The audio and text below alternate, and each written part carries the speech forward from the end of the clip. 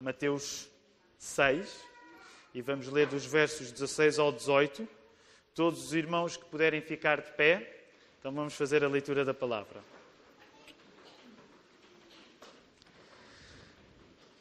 As palavras que vamos ler estão no Sermão do Monte. É Jesus que as está a dizer nesta hora. E diz assim o texto bíblico. Quando jejuardes, não vos mostreis contristados como os hipócritas, porque desfiguram o rosto com o fim de parecer aos homens que jejuam. Em verdade vos digo que eles já receberam a recompensa. Tu, porém, quando jejuares, unge a cabeça e lava o rosto, com o fim de não parecer aos homens que jejuas, e sim ao teu Pai em secreto. E teu Pai, que vê em secreto, te recompensará. Antes ainda de regressarmos ao texto, vamos aproveitar também o facto de estarmos em pé para nos saudarmos uns aos outros, sobretudo aqueles que nos visitam. Vamos fazê-lo nesta hora. Para o texto bíblico, queridos irmãos.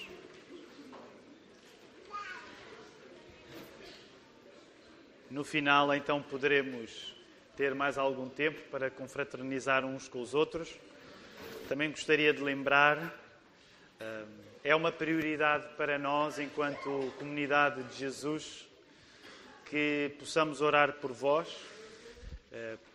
E apesar dos nossos papelinhos à frente, que nós podemos partilhar com a Igreja, terem um espaço para a partilha de motivos de oração, nós queremos sempre enfatizar que gostaríamos de orar por qualquer pessoa que traga um motivo de oração e que no final do culto, depois do pós-lúdio tocar, depois do órgão terminar, então possa vir até à frente e se tem um motivo de oração, alguns ou pastores ou diáconos estarão para poder orar por si. Para nós a oração é muito importante e por isso não gostaríamos que, se alguém traz alguma preocupação, que saísse daqui sem que esta casa, que deve ser conhecida como uma casa de adoração e de oração e de louvor, sem que a oração pudesse vir até si. Portanto, se tem algum motivo de oração, não se acanhe.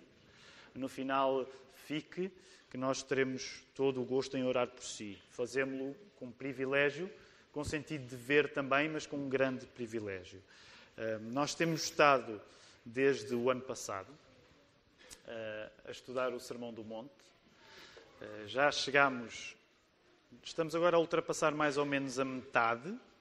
Portanto, eu não sei se isto significa que vamos precisar mais de um ano para o terminar, mas uma das coisas que é, de facto, muito libertadoras quando se lê a Bíblia, em comunidade, em igreja, às vezes é escolher uma porção do texto bíblico que queremos ler e não calendarizarmos, não colocarmos um fim. Nem sempre fazemos assim. Às vezes há séries de sermões em que calendarizamos o início e o final, mas sentimos que, enquanto igreja, íamos lucrar se nós pudéssemos estudar todo o Sermão do Monte. Portanto, não sabemos quando é que vai terminar. Se Deus quiser, vai terminar aqui ainda, nesta vida, nesta terra, ou eventualmente na glória, não sabemos. Um dos hábitos que ganhamos, eu acho que é um bom hábito, que queremos que seja prolongado mesmo depois de terminarmos o estudo do Sermão do Monte, é a memorização das bem-aventuranças. E por isso vou desafiar todos aqueles que sabem a podermos recitar as bem-aventuranças. Uma vez mais, elas estão nos primeiros 12 versos do capítulo 5 de Mateus, no início do Sermão do Monte. E por isso todos aqueles que sabem, vamos poder dizê-las. E todos aqueles que não sabem, ponderem em poder memorizar, porque é uma espécie de bilhete de identidade, de cartão do cidadão do Reino de Jesus, estas bem-aventuranças. Vamos dizê-las? Vendo Jesus as multidões, subiu ao monte e, como se assentasse, aproximaram-se os seus discípulos. E ele passou a ensiná-los, dizendo: Bem-aventurados os humildes de espírito, porque deles é o reino dos céus. Bem-aventurados os que choram, porque serão consolados. Bem-aventurados os mansos, porque herdarão a terra. Bem-aventurados os que têm fome e sede de justiça, porque serão fartos. Bem-aventurados os misericordiosos, porque alcançarão misericórdia. Bem-aventurados os limpos de coração, porque verão a Deus. Bem-aventurados os pacificadores, porque serão chamados filhos de Deus. Bem-aventurados os perseguidos por causa da justiça, porque deles é o reino dos céus. Bem-aventurados sois, quando por minha causa vos injuriarem e vos perseguirem, e mentindo disserem todo o mal contra vós. Regozijai-vos e exultai, porque é grande o vosso galardão nos céus. Pois assim perseguiram aos profetas que viveram antes de vós. Vamos voltar a Mateus 6, vamos avançar um pouco e situar os nossos olhos aí entre o verso 16 e o verso 18, mas antes ainda, vamos orar. Pai do céu, Tu conheces o nosso coração melhor do que nós próprios conhecemos e a verdade que nós, pelo menos, conseguimos atingir nesta hora é nós não temos a capacidade de cumprir as coisas que Jesus nos pediu. Essa incapacidade da nossa parte só pode ser resolvida quando Tu próprio, Deus, intervens na nossa vida. E por isso, nesta hora, é isso que nós queremos começar por declarar. A nossa incapacidade total de termos forças para cumprirmos o que Jesus nos pede. Mas Tu, Senhor, nos tens ensinado na Tua palavra e na nossa própria vida, na nossa experiência, que quando Tu, Senhor, intervens na nossa vida, essa capacidade nos é dada por Ti. E nesta hora nós queremos declarar que precisamos disso a acontecer uma vez mais na nossa vida. Nós precisamos que Tu venhas até nós, Senhor. Nós precisamos que o Teu discernimento nos seja dado para nesta hora, quando eu estiver a pregar, não seja a minha inteligência, mas seja a Tua persuasão através do Espírito Santo a poder fazer a palavra chegar a cada um daqui. Cada um de nós, Senhor, nesta manhã, está num lugar particular da sua vida e não há duas vidas iguais. Portanto, só Tu que és Deus tens capacidade, a partir de um sermão pregado por um homem, poder chegar a pessoas que estão em circunstâncias diferentes na sua vida. Mas Tu és Deus e Tu tens esse poder. E nesta hora nós pedimos que Tu hajas no Teu poder, através do Espírito Santo, para que as palavras que Jesus deixou para nós, palavras tão difíceis, tão radicais, mas tão libertadoras, que elas possam de facto criar uma semente e que o fruto que Tu tens planeado para a nossa vida, ele possa germinar de facto e que nós o possamos provar. É isso que nós pedimos em nome de Jesus. Amém. Vamos voltar a colocar os nossos olhos aí no texto bíblico, queridos irmãos. Estamos a falar de jejum. Jesus está a falar de jejum. E hoje, ao falarmos sobre jejum, nós terminamos as 3 disciplinas que no Sermão do Monte, no segundo capítulo do Sermão do Monte, o capítulo 6, servem de teste às características que foram ensinados para a cidadania no Reino de Deus no capítulo anterior, no capítulo 5. O discípulo de Jesus, cidadão do seu reino, foi avaliado em 3 disciplinas diferentes, a partir de uma questão em particular. E como temos visto, nós podemos ilustrar as 3 disciplinas assim. Volto ao início do capítulo 6. Qual foi a primeira disciplina onde o discípulo de Jesus, onde o cidadão do reino de Jesus foi avaliado? Foi a disciplina da esmola. E vocês podem ver aí, no início do capítulo 6, depois de tantas características terem sido dadas acerca da pessoa que quer seguir Jesus, acerca da pessoa que vai fazer parte do seu reino no capítulo 5, Jesus começou no capítulo 6 por fazer um teste. O teste começou pela disciplina da esmola. E a esmola era um assunto importante para os judeus e ele continua a ser um assunto importante para os cristãos. E Jesus quer que nós sejamos avaliados na nossa relação com os outros, através do modo como nós contribuímos para os outros. A segunda disciplina onde o discípulo de Jesus, o futuro cidadão do seu reino, foi avaliado, foi na questão da oração, que começou aí no verso 5 do capítulo 6. E estendeu-se até agora, até ao verso 15. A terceira disciplina, onde o discípulo de Jesus e futuro cidadão do seu reino é avaliado, é a disciplina do jejum, que nós estamos a falar agora. Portanto, se Deus quiser, hoje nós vamos terminar estas 3 disciplinas que Deus usa como um teste para a pessoa que diz, eu estou a seguir Jesus. Para a pessoa que diz, eu quero ser cidadão do reino de Jesus. Há uma questão em particular que vai atravessar estas 3 disciplinas, como nós sabemos, e que vai aparecer de uma maneira mais patente, sobretudo a partir dos próximos versos, a partir do verso 19. E essa questão é a questão do contentamento. Mas isso vai ficar para o final, mais para o final do capítulo 6. É conforme o contentamento que nós temos em Deus, que serve, entre outras coisas, para curar a nossa ansiedade, que nós sabemos a qualidade de discípulos de Jesus que nós temos. Hoje vamos nos concentrar no jejum. Já antes vos falei um pouco de jejum, mas hoje vamos nos concentrar no jejum, porque o jejum era importante. E com isso vamos estar a terminar estas 3 disciplinas. Na questão da esmola, ficou em causa o relacionamento que nós temos com os outros, porque é quando fazemos coisas que podem ser vistas pelos outros. Na questão da oração, ficou em causa o relacionamento que nós temos com o próprio Deus, do nosso coração. Deixámos de estar no palco, na questão da esmola, onde as pessoas podem ver aquilo que nós fazemos, e passámos a estar no coração. Hoje, para terminar, ao falarmos de jejum, estamos a falar na nossa relação nos bastidores, nossa relação connosco próprios. E é esse, então, também o propósito para esta manhã. O jejum tinha muita história com os judeus. E vou falar-vos brevemente, não vou ser exaustivo, não vou falar de todos os textos que no Velho Testamento falam de jejum, mas vou rapidamente partilhar alguns dos momentos que ao longo do Velho Testamento falam de jejum, para vocês poderem compreender qual era o contexto para o judeu de há 2000 anos quando ouvia falar de jejum. Porque jejum era uma parte fundamental da pessoa que era fiel a Deus. Estas 3 áreas eram fundamentais da pessoa que era fiel a Deus. A área da esmola, a área da oração e a área do jejum. E deixem-me já dizer de partida, queridos irmãos e amigos, Jesus não abandonou nenhuma destas práticas. Portanto, para nós que somos cristãos, aquilo que era um sinal para os judeus acerca da sua própria piedade, acerca da sua própria fé, continua a funcionar para nós também.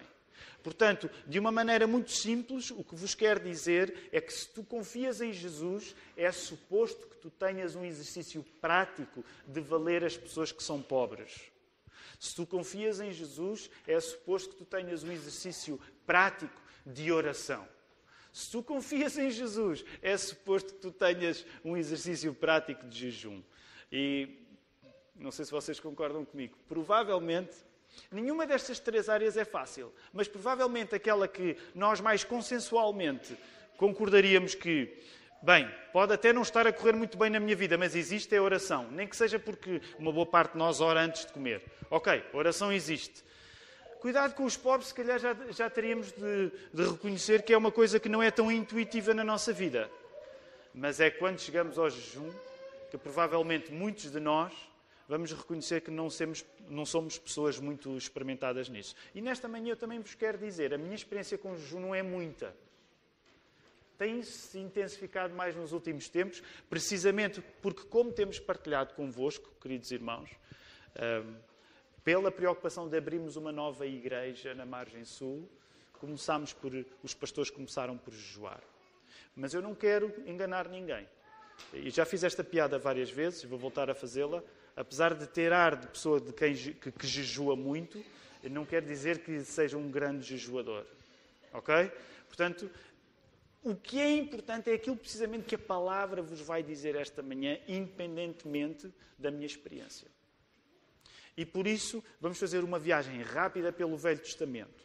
O jejum deveria ser feito, por exemplo, num dia importante, que era o dia da expiação. E encontramos isso lá em Levítico 16, 29 e 31, não precisamos de ir até aí. Diante de calamidades, os judeus recorriam ao jejum como forma de obter resposta de Deus, como forma de se humilharem, de reconhecerem o seu pecado, como forma de se purificarem desse pecado, como forma de declararem uma vontade e uma carência de Deus. O jejum era usado ao longo de todo o Velho Testamento para que estas coisas acontecessem, e assim aconteceu em vários episódios diferentes, e vou mencionar alguns. Por exemplo, quando Josafá estava cercado pelos seus inimigos em Jerusalém. Um jejum foi decretado, encontramos isso no segundo livro de Crónicas, capítulo 20, verso 3. Com Esdras a caminho de Jerusalém, aqui vai fazer 2 anos, estudámos os livros de Esdras e Neemias, e quando Esdras se apercebeu que a viagem era perigosa e que ele não se tinha preparado assim tão bem, lembram-se, eles jejuaram também, encontramos isso no livro de Esdras, capítulo 8, verso 21. Mais tarde, o próprio Neemias jejuou pelo pecado dos seus compatriotas que se tinham casado com mulheres gentias, encontramos isso em Neemias, capítulo 9, verso 1. Quando os judeus enfrentaram com Ester a conspiração de Amã, quando eles estavam no cativeiro babilónico, que nesta altura se tinha tornado o cativeiro na Pérsia, encontramos isso no livro de Ester, no capítulo 4, verso 3, foi decretado um jejum para os judeus, para fazerem face à dificuldade daquela circunstância. Até os pagãos ninivitas assim fizeram em arrependimento. Em Jonas, no capítulo 3, versos 7 e 8, quando Jonas foi lá e pregou, eles reconheceram, o jejum também foi usado por aqueles homens que não eram judeus. E em Joel, capítulo 1, verso 4, capítulo 2, versos 15, também se fala em santificar, em a pessoa se santificar em jejum. Estes são apenas alguns exemplos para ilustrar que o judeu sabia bem o que jejum era. Havia uma grande história do judeu com jejum. Por outro lado, no Novo Testamento, também vamos encontrar jejum na prática dos cristãos. E vou apenas dar 4 exemplos. Por exemplo, a determinada altura as pessoas vão ter com Jesus e reparam que os discípulos deles não jejuam. Pelo menos não jejuam de acordo com aquilo que era a expectativa, que os discípulos de um rabi jejuassem. E lembram-se, ele diz, não é suposto que eles jejuam quando o noivo está com eles. Mas logo nessa altura, em Mateus 9, 15, ele diz, mas virá o tempo. O que nos indica que Jesus não estava a dizer que o jejum prescreveu. Não precisam de se preocupar mais com isso. Por outro lado, Jesus recomendou o jejum, não sei se se recordam, como uma arma para expulsarem demónios mais poderosos. Lembram-se, na expulsão de demónios do jovem lunático, é dito que há uma casta de demónios só com muito jejum e oração. Por outro lado, no envio dos primeiros missionários para os gentios, a igreja jejuou, encontramos isso em Atos, capítulo 13, verso 2. Também em Atos, em capítulo 14, verso 23, a igreja jejuou quando elegeu os seus pastores. Sempre que há decisões importantes, nós temos um padrão na Bíblia de o jejum poder bater à porta. Já no tempo de Jesus, e vamos voltar aqui ao tempo em que ele está a pregar este Sermão do Monte, os judeus, que queriam ser considerados mais piedosos, jejuavam até nos meses secos. Imaginem, Portugal é um país que tem verão, tem bom verão, comparado com outros países na Europa, o nosso verão é verão a sério. Mas imaginem agora no Médio Oriente, os meses secos são muito mais secos do que nós podemos pensar aqui. Então as pessoas que queriam ser muito religiosas, até nos meses secos, jejuavam 2 vezes por semana. Nem sequer bebendo água, o que é uma coisa que não é saudável.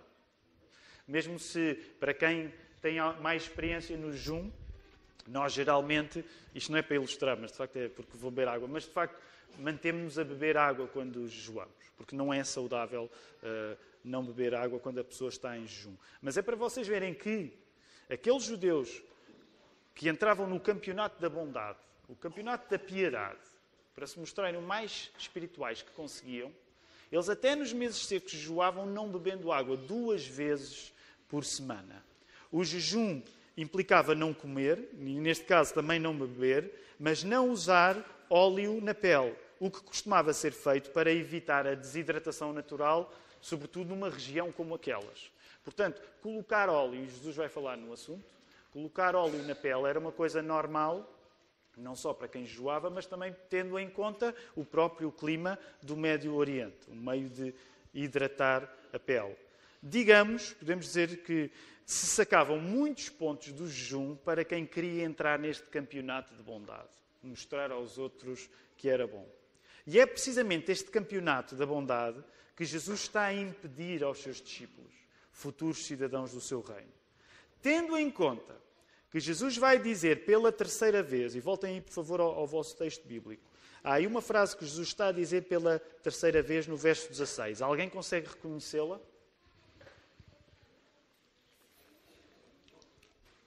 Qual é a frase que Jesus está a dizer no verso 16 e que já usou antes?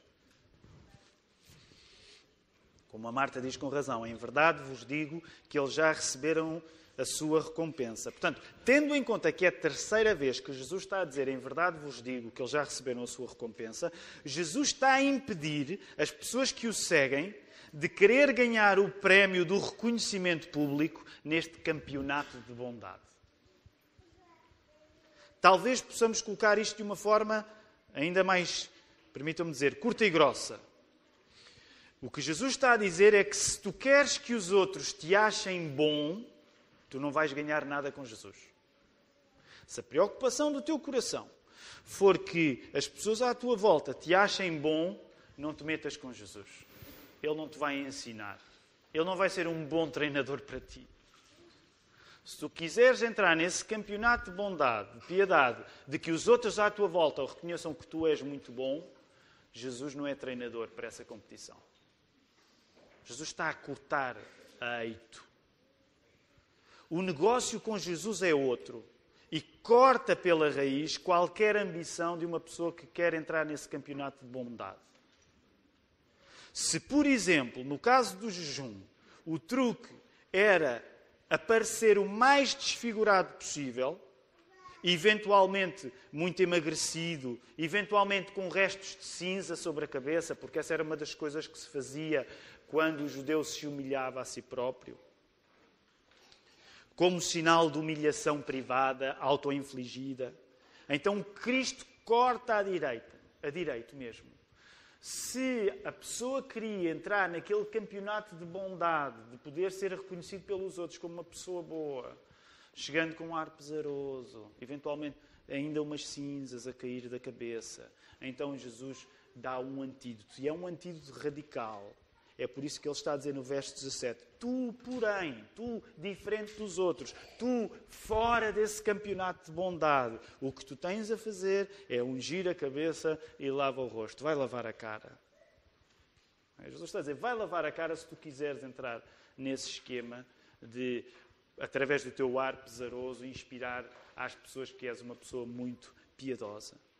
Se vais ganhar pontos na consideração dos outros por dares a entender uma devoção muito esforçada, então aparece de cara lavada e arranjado como deve ser. É isso que Jesus está a dizer.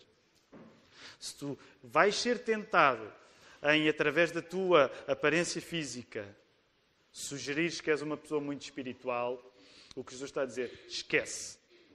Arranja-te. Põe-te como deve ser. Põe-te como deve ser. Não chegues ao pé dos outros com ar de que és uma pessoa muito devota. Não queiras parecer devoto. Se o campeonato da bondade é feito em jogos de aparências, porque era isso que os hipócritas faziam, a palavra hipócrita tinha a ideia no ator, de facto, a pessoa que representava, não é? Um jogo de aparências. Se o campeonato da bondade era feito em jogos de aparências, então Jesus está a dizer, não te importes que te desclassifiquem nesse campeonato, até vai ser bom. Mais ainda, corre o risco de te desclassificarem no campeonato da bondade, fazendo o que é certo, parecendo que estás a fazer aquilo que é errado. Eu vou voltar a repetir.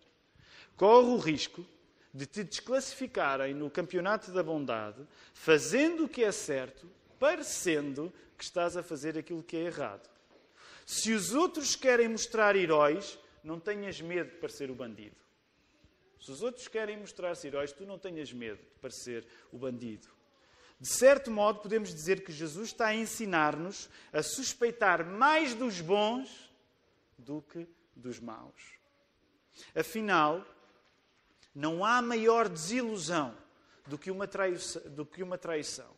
A traição é uma coisa péssima, porque é alguém de quem nós esperávamos o bem que nos dá o mal, certo? E não há nada mais difícil na vida do que uma traição neste sentido. Porquê? Porque a traição geralmente significa que alguém de quem nós esperávamos uma coisa boa nos deu uma coisa má. E reparem, este campeonato de bondade é na prática um campeonato de traição, em que as pessoas aparentemente estão a prometer coisas boas, mas quando se vai àquilo que elas realmente são, elas não são aquilo que prometeram. E isso é uma traição. Lembram-se, há 15 dias falávamos de Judas? Não é? de certo modo, Judas também pode ser um exemplo deste campeonato da bondade. Ele parecia ser discípulo de Jesus, mas na hora H, depois de ter vivido 3 anos como discípulo de Jesus, ele mostrou que não era. É preferível o contrário. Nós sermos surpreendidos por quem julgávamos estar mal e, contra todas as expectativas, nos mostra que estava a fazer o bem. Se é difícil nós recebermos traição de pessoas que julgávamos que nos estavam a fazer o bem, não há nada melhor. Não há nada melhor na vida do que uma pessoa que nós julgávamos que estava a ser má, de repente percebemos, ela estava a fazer bem e eu não sabia, eu julgava o contrário. E permita-me um à parte aqui, não tenho isto escrito no manuscrito do sermão, mas permita-me um à parte. Quando nós lemos os Evangelhos, é isso que nós estamos a descobrir acerca de Jesus. Sabem que uma das coisas que mais nos atrapalha em conhecermos Jesus é, de certa maneira, nós já termos feito um retrato de Jesus como uma pessoa que só faz coisas boas. E eu quero explicar o que estou a dizer. Uma das coisas que mais atrapalha quando nós precisamos conhecer Jesus é que nós temos um retrato feito previamente de ele ser um homem muito bom, de acordo com as nossas próprias concepções de bondade. A coisa muito interessante, quando nós vamos ler a Bíblia, é que as nossas próprias concepções de bondade vão ser desafiadas. Porquê? Porque com muita frequência, com mais do que nós esperamos, com muita frequência, quando nós estamos a ler o Evangelho, Jesus faz coisas que à primeira vista parecem coisas mal feitas. Ainda agora, no estudo do Evangelho de Marcos, esta manhã estávamos a falar acerca disso, e o André dizia, uma das coisas curiosas é que quando alguém reconhece Jesus, ao contrário daquilo que nós esperaríamos, ele manda a pessoa ficar calada. Isso parece-nos um bocado mal feito, porque se é o bom, é para toda a gente saber. E, no entanto, Jesus faz uma coisa que até parece errada. Agora percebam o que a Bíblia vos está a dizer. E aplica isto com cuidado às vossas vidas. De certo modo, o leitor da Bíblia passa a desconfiar mais das pessoas que parecem boas do que daquelas que são más. É por isso mesmo que Jesus vai dizer que ele veio para os maus. Porque os bons não precisam de médico. Claro que na prática ele também estava a dizer que bons não há bons. Não há nada pior do que considerar-se bom. Percebem? Portanto, o que Jesus está a dizer é que se tu vais entrar no campeonato de querer parecer bom, tu estás a caminho de um mau destino. Por isso a pessoa, quando lê a Bíblia, é desconfiada acerca do nosso mal, mas a pessoa é desconfiada acerca do nosso bem, porque o nosso bem esconde coisas. Sei que corro algum risco com a ilustração que vou usar, mas vou arriscar nesta frase. O cidadão do reino de Deus, o cidadão do reino de Jesus, neste sentido pode aprender alguma coisa com os filmes de mafiosos, que é, nós devemos fazer o que é certo desde que pareça um acidente. Okay? Não sei se vocês gostam de filmes mafiosos. É óbvio que se não gostam do Padrinho, vocês não percebem nada de cinema, porque o Padrinho é uma obra de arte. Não sei se já viram o Padrinho 1 e o 2, mas são filmes maravilhosos. E alguns mesmo não tenham visto o filme. Aliás, deixem-me só dizer esta parte, porque esta é uma das coisas que dá prazer quando um português pode dizer acerca do Brasil, que é a diferença de traduções dos títulos. Eu já preguei muitas vezes sobre este assunto. Mas só para os portugueses, e por favor sejam fraternos, mas sabem como é que o Padrinho se chama no Brasil? O Poderoso Chefão. Sejam fraternos, ok? Sejam fraternos. Porque eles vão rir de nós. De quê? Chama-se Padrinho. Mas é o Poderoso Chefão. Eu não sei se já viram o Poderoso Chefão. Mas então, no Padrinho, eu fui tentar fazer uma busca, mas de facto não cheguei à conclusão se alguma vez o Don Corleone usa esta frase. Mas nos filmes de mafiosos é normal um mafioso dar uma ordem para alguma coisa acontecer e usar a expressão but make it look like an accident. Não é? E de certa maneira percebam esta ilustração com cuidado. Eu quero ser ortodoxo. Mas os cristãos têm alguma coisa a aprender com os mafiosos no sentido em que quando fazem o bem, o ideal é que pareça um acidente. Não vamos fazer o bem para parecer que somos bons. Daí que o próprio título deste sermão chama-se Faz o que é certo desde que pareça um acidente. Temos de examinar porque é difícil para nós isto que Jesus nos está a pedir, de fazer o que é certo, neste caso jejuar, sem que os outros tenham de saber. E a verdade é que muitos de nós, no outro extremo, estamos entusiasmados a fazer o que é certo desde que alguém nos veja. Muitos de nós estamos entusiasmados a fazer o que é certo desde que haja testemunhas para isso. Ou como se diz na linguagem das redes sociais, não é? Se não há foto, não aconteceu. Não é? Ou há foto ou não aconteceu. E deixem-me dizer, e quero colocar-me com muita sinceridade neste grupo. Aquilo que Jesus está a dizer é muito difícil para mim. Porque em grande parte eu me desenvolvi ao longo dos anos a gostar da ideia que se vou fazer alguma coisa boa, há testemunhas. E eu diria, eu não quero ser injusto com a congregação, até porque eu não conheço toda a gente na congregação e não conheço bem mesmo toda a gente que conheço. Mas o que eu diria é que provavelmente a maior parte de nós é tentada nisto. É difícil querer fazer o bem quando não há testemunhas. E precisamos de reconhecer isto em nós. Nesse sentido, isto não revela necessariamente um problema que nós temos com os outros, mas revela necessariamente um problema que nós temos connosco próprios. Quando gostamos de fazer o bem desde que haja testemunhas. Isso não significa que nós temos um problema com os outros, mas significa que temos um problema connosco próprios. E por isso é que o assunto do jejum tem o condão de mostrar coisas acerca de nós que nem sempre são fáceis de reconhecer.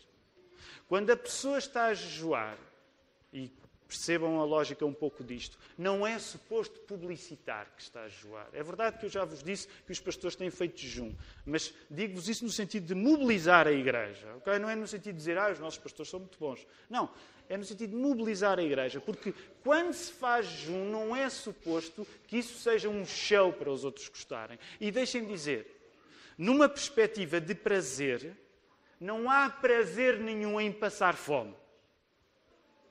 Numa perspectiva de gratificação imediata, não há gratificação imediata nenhuma em não comer. Por isso mesmo é que quando nós jejuamos, nós temos de reconhecer coisas em nós que se não jejuássemos provavelmente não conhecíamos. Tão simples como estar a ler a Bíblia e ter fome. E pensar, eu agora já comia, mas continuar a ler a Bíblia. Ou estar a orar e ter fome e pensar, eu agora já comia, e continuar a orar. Agora a experiência que cada um vai ter com o jejum será certamente diferente. Mas uma das dificuldades que nós temos e que o jejum nos mostra é precisamente a dificuldade de fazer uma coisa boa sem haver testemunhas. E vale a pena perguntar, por que será que nós dependemos tanto da aprovação dos outros para termos energia para fazer aquilo que é certo? Porquê é que nós dependemos tanto da aprovação dos outros para termos energia para fazer aquilo que é certo? Apesar de Jesus não nos ensinar necessariamente a esconder dos outros o bem que fazemos, e voltem lá ao capítulo 5, por favor, porque é bom não esquecer aquilo que o Rabi Jesus, que o professor Jesus já ensinou no Sermão do Monte. Voltem, por favor, ao versículo 16, no capítulo 5. Lembram-se o que ele disse? Assim brilhe também a vossa luz diante dos homens, para que vejam as vossas boas obras e glorifiquem a vosso Pai que está nos céus. Nós não achamos que existe uma contradição entre isto e aquilo que Jesus está a dizer. Nós achamos que, de facto, a Igreja é chamada a ser sal e luz. Mas que há uma diferença entre que os outros vejam o nosso bem e nós fazermos o bem para que os outros o vejam. Percebem? Há uma diferença em que os outros possam ver o bem que nós fazemos e nós fazermos o bem para que os outros vejam. Por isso, Jesus não está a ensinar, através da lição do jejum, que nós temos de esconder sempre e que ninguém pode saber o bem que fazemos. Porque nós temos uma responsabilidade de ser luz, sermos testemunhas para os outros, para que os outros possam louvar a Deus. Mas a verdade é que também aquilo que está a ser dito por Jesus é que fazer o bem para ser visto, é o próprio prémio. Fazer o bem para ser visto é o próprio prémio de quem quer ser visto. Um prémio que não tem pernas para andar na eternidade. Fazer o bem para poder ser reconhecido é uma coisa que não vai ter pernas para andar na eternidade. É uma coisa que só dura nesta vida.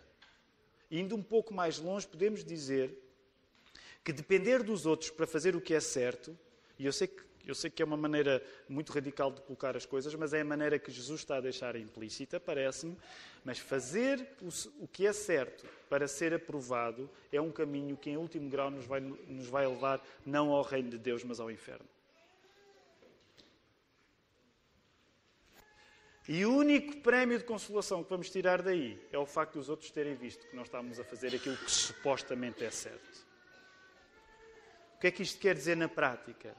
Se tu vives a agradar os outros, tu já tens o paraíso que desejaste. Se tu vives a agradar os outros, tu já tens o paraíso que desejaste. E deixa-me dizer, aproveita-o bem. Porque não vais ter mais nada de bom a sair daí. É isto que Jesus quer dizer. Eles já receberam o prémio. Ai, querem ser reconhecidos como pessoas que ajudam os pobres? Já receberam o prémio. Foram reconhecidos. Ai, querem ser reconhecidos como pessoas que oram no canto das ruas, nas praças? Eles já receberam o prémio. Ai, eles querem ser reconhecidos como pessoas que jejuam, que são muito espirituais? Eles já receberam o prémio. Se tu vives para agradar os outros, tu já tens o paraíso que procuraste e aproveita-o bem, porque não vais ter mais nada de bom a sair daí. Eu sei que é radical, mas é isto que Jesus está a dizer. Não vais ter mais nada a sair daí, senão o facto dos outros gostarem muito daquilo que tu fazes. Jesus está a ser radical e quer-nos dentro dessa sua radicalidade, que é fazermos o que é certo a partir de Deus e de mais ninguém. Fazermos o que é certo a partir de Deus e de mais ninguém. Agora reparem, isto não é contra a importância dos outros na nossa vida.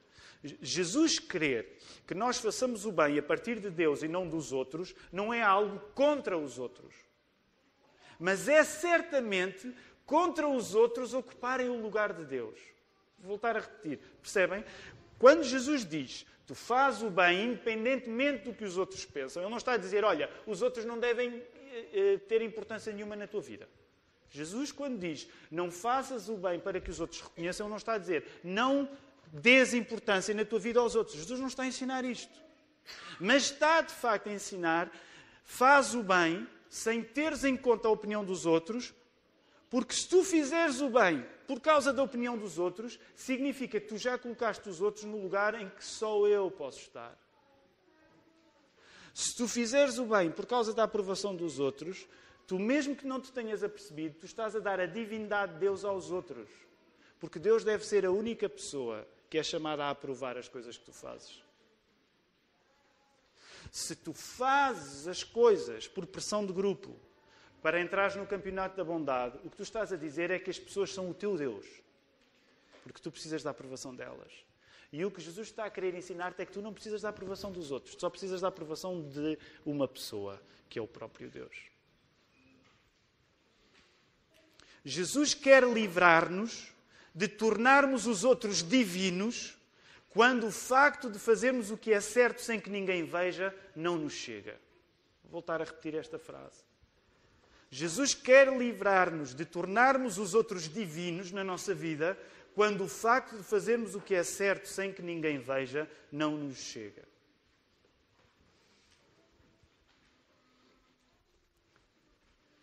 Deixem-me dizer, queridos irmãos, isto é uma coisa difícil na minha vida. Sabem que às vezes não há nada tão complicado como cedo ser reconhecido. Por alguma razão. E agora apliquem isso às vossas vidas conforme a vossa experiência.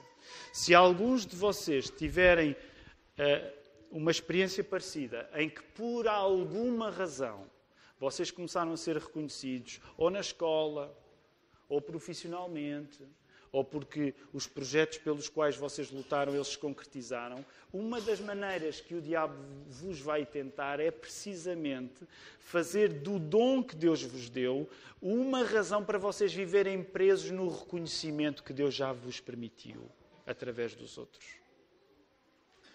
Por isso, para tantos de nós, é difícil nós fazermos coisas boas sem a aprovação dos outros, porque muitos de nós se habituaram ao prazer que é os outros aprovarem aquilo que nós estamos a fazer. Reparem, eu não estou a dizer que aquilo que nós fizemos foi errado em si.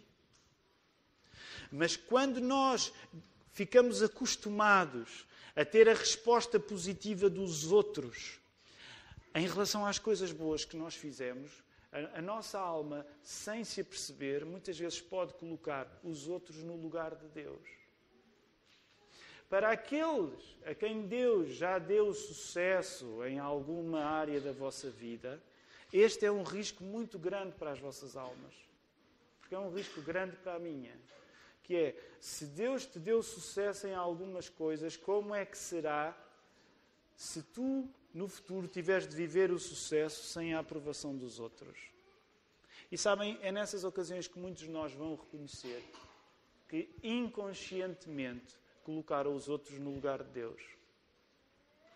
Porque como no passado vocês foram aprovados, foram reconhecidos pelas coisas boas que vocês fizeram, se vocês agora fizerem uma coisa boa e ninguém aprovar, vocês vão se sentir com fome da aprovação dos outros.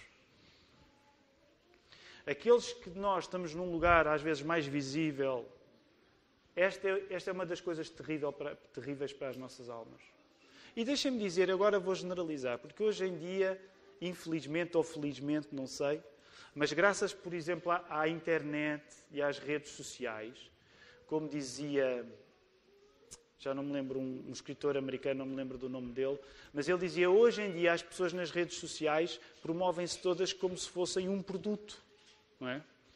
Não quer dizer que seja intencional, mas como as redes sociais têm uma dinâmica de aprovação social, nós rapidamente com facilidade, ficamos viciados no reconhecimento. Por exemplo, confissão de pecados toscos. Okay? Que muitos de nós. Por exemplo, para quem está numa rede social e partilha uma fotografia, dificilmente a vossa continuidade na rede social vos torna indiferentes à quantidade de likes que recebe. Os cientistas vêm explicar que há uma descarga, creio eu, de dopamina, não tenho certeza, nos nossos cérebros, sempre que temos uma notificação que significa que alguém acrescentou um like. Que não é muito diferente da experiência que Pavlov fazia com os seus cães. Não sei se já ouviram falar. Eu não estou a querer chamar cães, até porque eu ando nesse canil que são as redes sociais, de facto. Não é? Mas quando nós partilhamos uma coisa e aquilo suscita, de facto, dizem os cientistas que há uma gratificação. Agora, reparem, eu sei que este é um exemplo um pouco tosco, mas hoje, em grande parte, nós temos dificuldade em fazer o bem se não houver ninguém a testemunhar. Coisa boa. E as palavras de Jesus parecem-nos de uma radicalidade tão intransponível. Para terminar, agora pensem no jejum como um bom exercício. O jejum a que Jesus nos chama é uma desintoxicação para quando o nosso corpo se habituou a encher a barriga da aprovação dos outros. O jejum é uma desintoxicação para quando a tua barriga se enche à custa da aprovação dos outros. Para que Deus se torne o único de quem tu dependes, tu precisas de uma dieta que, jejuando, come apenas da palavra de Deus. Para que Deus te torne o único de quem tu dependes, tu precisas de uma dieta que, jejuando, come apenas da palavra dele. É por isso que o jejum tem esse poder. Não tomes o jejum como uma coisa mágica. O jejum é apenas um meio. Toma o jejum como algo que significa tu confiares em Jesus. Porque se tu jejuares e Jesus não estiver na equação, isso não te vai servir de nada.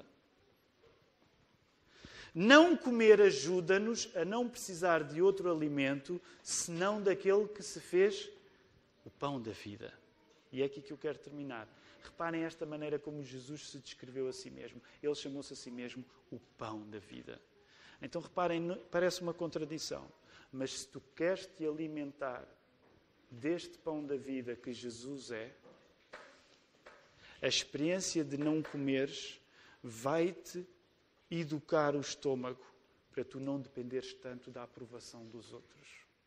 Não tomes o jejum como um fim em si mesmo, mas toma-o como um meio para tu reconheceres Jesus como a tua própria vida, como o teu próprio sustentador, como o pão que veio do céu. Que o Senhor nos ajude.